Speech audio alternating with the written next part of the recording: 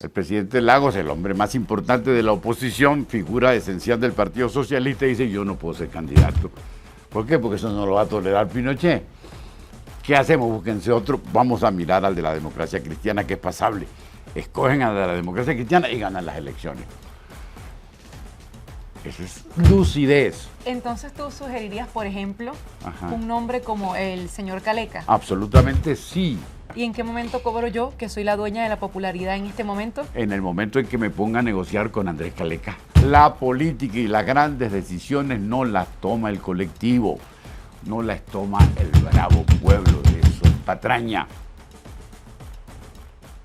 A propósito de las inhabilitaciones que pesan no solo sobre María Corina Machado, sino también sobre Enrique Capriles y sobre Freddy Superlano, y esa discusión sobre debe haber una línea de sucesión como si se tratara de reyes. ¿Tiene que haber desprendimiento de parte de los políticos en una coyuntura como la actual, o se trata más bien de sentido de la oportunidad? El desprendimiento no es una virtud política. El desprendimiento puede ser San Isidro Labrador, San Juan de Letrán, el Papa Pío, pero no los políticos. Los políticos no se caracterizan por el desprendimiento.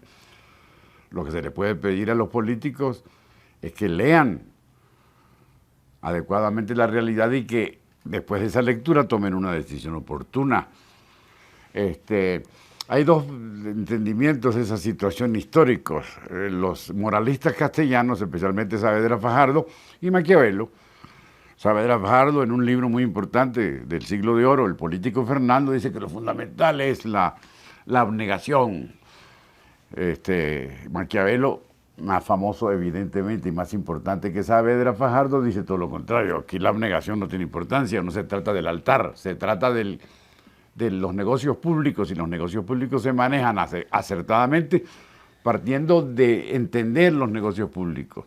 Entonces, en el caso que tú planteas de las inhabilitaciones y de la búsqueda de llenar ese vacío, depende de cómo la realidad te mande señales y tú las agarres y las captes y las organices en función de tu proyecto político. Yo no voy a ser candidato, pero tú vas a ser mi sucesora. Esto no es monarquía, esto es política.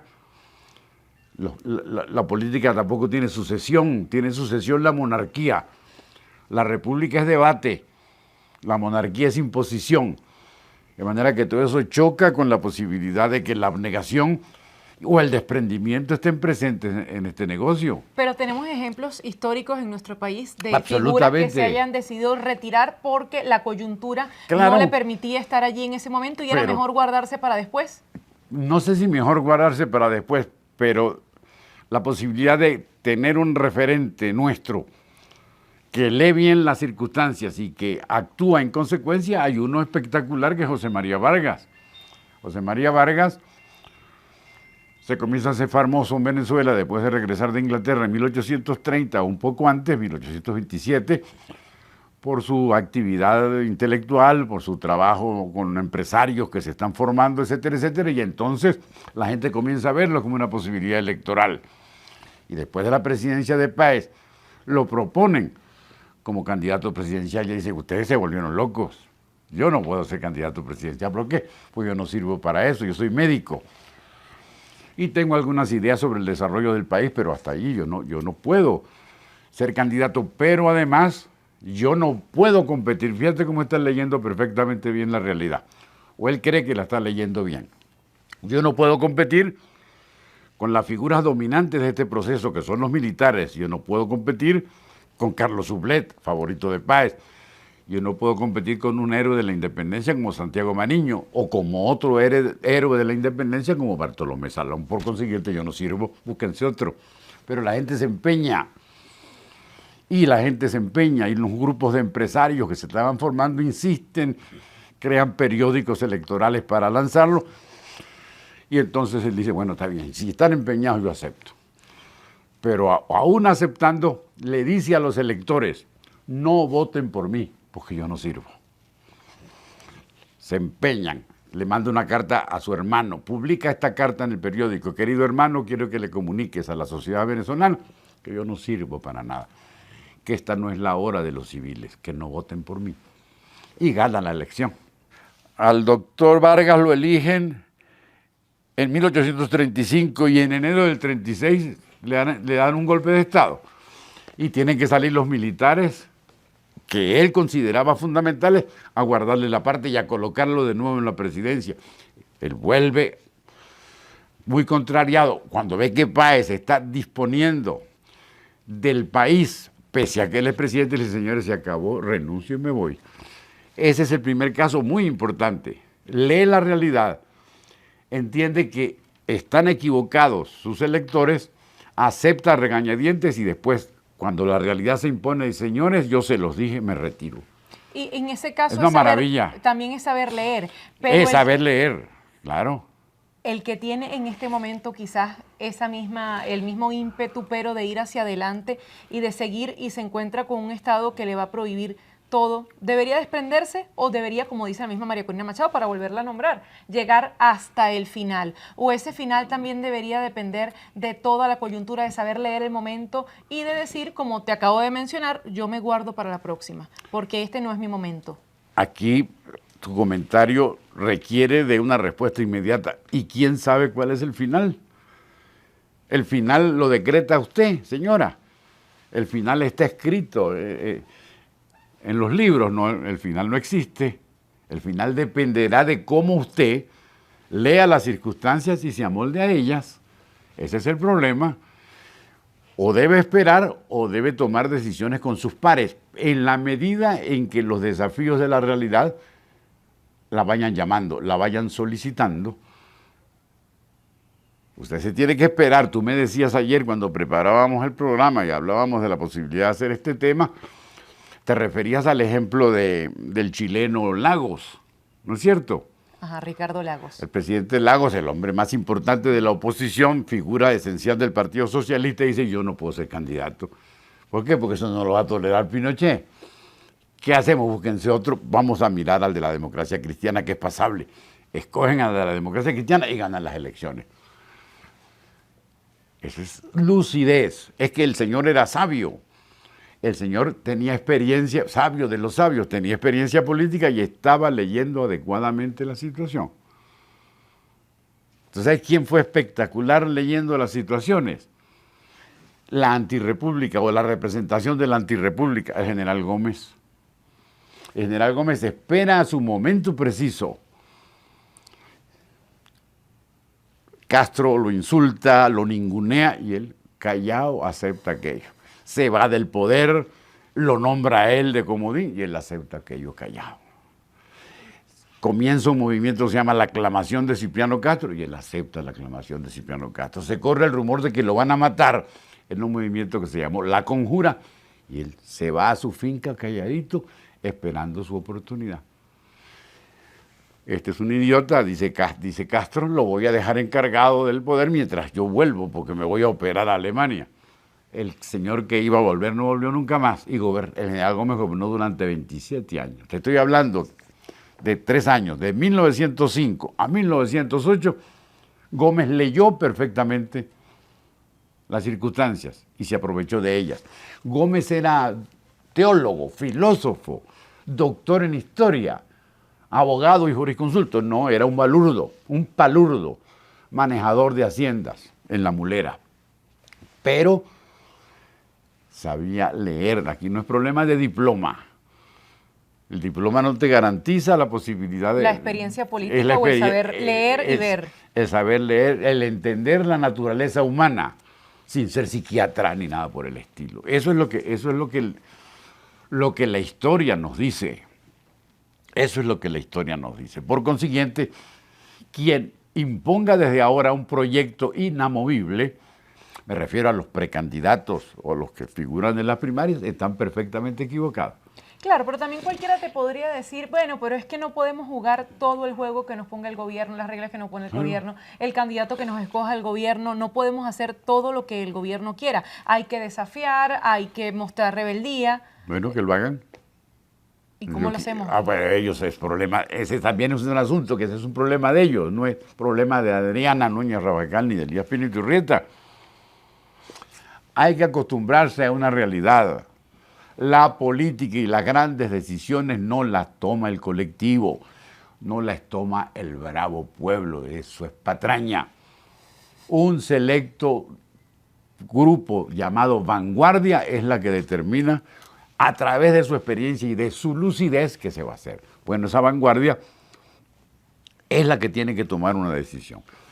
Si ella, la señora Machado, figura ahora como la luz de la vanguardia, debe entender que esa luz prende y apaga, que es intermitente, que no es hasta el final. O para que sea hasta el final, debe reunirse con sus vanguardias de su partido o de los demás a leer la realidad. Hay que abrir el mapa. Aquí está el mapa. ¿Cómo hacemos la ruta? Por aquí, por aquí. En la medida en que la realidad lo solicite, es decir, en la medida en que el gobierno te ponga trabas. El gobierno no va a poner candidato presidencial, por supuesto que no, se supone que no. Pero eso depende de quién, de mí. Eso depende del señor que va al abasto, no, eso depende de ellos reunidos. Todos los días del mundo compartiendo intereses y declinando posiciones. Entonces tú sugerirías, por ejemplo, Ajá. un nombre como el señor Caleca. Absolutamente sí. ¿Pero por qué? Porque ese es el mensaje que ha transmitido Caleca. Caleca se aferró a una idea fundamental. El motor de su proyecto es el voto, el arma del voto, el arma del voto, y no lo ha sacado nadie de allí. La unión a través del voto. Eso produce rechazo, todo lo contrario. Eso es ilógico, todo lo contrario. Por consiguiente, tiene la posibilidad de armarse de una plataforma que se salga de los linderos de su propio proyecto político. Y eso le daría chance de convertirse en un eje de la reunión de los diferentes intereses que hay en la primaria. ¿Y en qué momento cobro yo, que soy la dueña de la popularidad en este momento? En el momento en que me ponga a negociar con Andrés Caleca, en que tú te pongas a negociar con Andrés Caleca. Andrés Caleca no tiene presupuesto, que se sepa. No tiene una gran plataforma, que se sepa, pero ha recorrido el país con un mensaje de sentido común. Y resulta que el sentido común hace mucha falta, el sentido común no es común, es excepcional, y en este momento él lo está demostrando. Ojo, dije Caleca por decir un nombre porque No, fue el pero primero ya que me lo vino a la dijiste, mente, ya que porque lo dijiste, yo te lo no es la contesté. representación de partidos políticos como, por ejemplo, un Superlano que viene de Voluntad Popular. Párate ahí, o un vamos a Manuel ver eso. Velázquez, que es la Es causa que los de estás Rey, lo hemos nombrando, es visto. que los estás nombrando y Ajá. el discurso no se hace sino partiendo de hechos concretos o de figuras concretas. Superlano ha desarrollado una retórica interesante, pero Superlano tiene plomo en el ala. ¿Cuál es el Pero está inhabilitado problema? también. El problema de Superlano, a pesar de la inhabilitación, su pecado original. Él está acusado de hechos terribles que sucedieron en Cúcuta. ¿Qué agua lustral lo va a limpiar? Él, con ese plomo en el ala, puede darse el lujo de imponer su interés o su candidatura en el pleno de la plenaria, o de los precandidatos. Muy difícil. Pérez Vivas, que me gusta mucho. Pérez Vivas anda con un discurso de que va a ser el 8º presidente gocho. Eso es un disparate que lo que hace es alejarlo de la realidad. Los presidentes gochos han sido desastrosos. El general Andrade, el general Castro, el general Gómez, el general Pérez Jiménez. Y él se mete en la lista. Hay que tener cojones. Es decir, no tiene el cálculo político que le permita aglutinar. Y cuando Andrés Velázquez, termina la idea. Ajá. Y Andrés Velázquez, es porque tú los nombraste. Sí, sí. Andrés Velázquez me parece estupendo, pero pareciera representar exclusivamente al sector de los trabajadores. Y ese mensaje no llega hasta la clase media, ni hasta la clase profesional. Es un mensaje impecable, pero tiene esos límites, digo yo. Mira, ya que nombraste gochos, Ajá. me vino en este momento a la mente no solo el desprendimiento, sino también el aferrarse en momentos. Y me pasa por la mente la democracia y las dos reelecciones, es decir, Rafael Caldera y Carlos Andrés Pérez. Hubo quizás no desprendimiento y no ver en ese momento que había que darle paso a alguien más, y quizás algunos de los errores cometidos por los reelectos nos llevaron a esta tragedia, el no retirarse. Para tratar de hilvanar eso con lo que estamos diciendo, porque me la tiraste así, como de tubey, y la pelota no la puedo agarrar, hablemos de oportunidad. Así como los que mencionamos al principio, General Gómez y el doctor Vargas, leyeron con lucidez y oportunidad, estos también. Yo creo que ahora es mi oportunidad de volver, dijeron los dos. ¿Por qué? Porque hacen una lectura de la realidad y captan un detalle esencial, que es el de la precariedad de los partidos políticos y de cómo ellos, desde su personalismo y desde sus agallas, pueden dominar esa precariedad. Y lo lograron. Para bien o para mal, eso la gente dirá, si para bien o para mal. Pero fueron 10 años extra que no se merecían legalmente, digo, lógicamente. Pero al ver cómo el redil está abierto y no hay contrincante dentro de mi casa, pues yo me lanzo como representante de mi casa.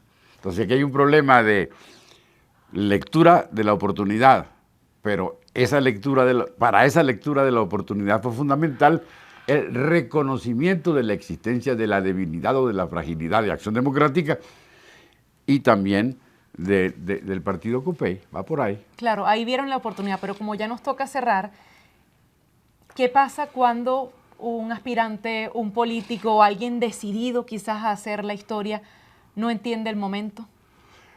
Pues no va a ser historia. Eso es lo que pasa. Nómbrame uno que haya hecho historia. Nómbrame uno que haya hecho historia contrariando a la historia o contrariando los deseos de la sociedad. A menos que se imponga Hitler. Hitler entendió perfectamente la realidad. El desencanto de la sociedad alemana, lo peor, el extremo al que habían llegado después de la Primera Guerra, y se aprovechó de aquel desencanto, de aquella desilusión colectiva y se encumbró y se convirtió en dictador con el consentimiento de la sociedad. Leyó perfectamente bien. Mussolini dijo, bueno, en esta depresión yo voy a hablar de Julio César y del Imperio Romano y voy a poner las fases del imperio. La pegó de honrón. Porque al ver, al evocar la grandeza imperial en medio de la decadencia italiana, encontró el cohete que lo podía enrumbar, acompañado de la sociedad italiana, por supuesto, como Hitler estuvo acompañado de la sociedad alemana. Todo tiene esto se puede rebatir, todo tiene sus matices, pero es evidente que en todos los casos depende de cómo leas tú la realidad. Y ahora los que tienen que leer la realidad no somos tú y yo, sino María Corina Machado encabezando las encuestas y los demás pares que forman parte de ese grupo que pretende ser presidenciable. Y que también están haciendo política y tienen que aprender a usar la calculadora para el cálculo político, pero también el cálculo de la oportunidad y la trascendencia histórica. Está dicho. Así cerramos este manual de malas maneras. Adriana Núñez Rabascal y Elías Pino Iturrieta.